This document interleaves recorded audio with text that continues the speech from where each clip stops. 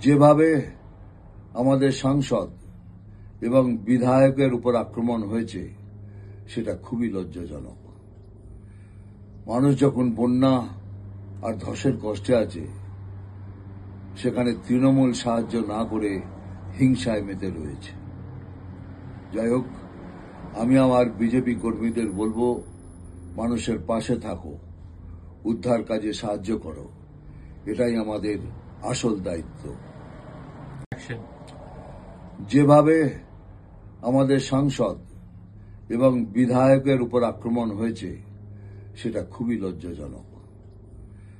মানুষ যখন বন্যা আর ধসের কষ্টে আছে সেখানে তৃণমূল সাহায্য না করে হিংসায় মেতে রয়েছে। যাই হোক, আমি আমার বিজেপি কর্মীদের বলবো, মানুষের পাশে থাকো, উদ্ধার কাজে সাহায্য করো, এটাই আমাদের আসল দায়িত্ব।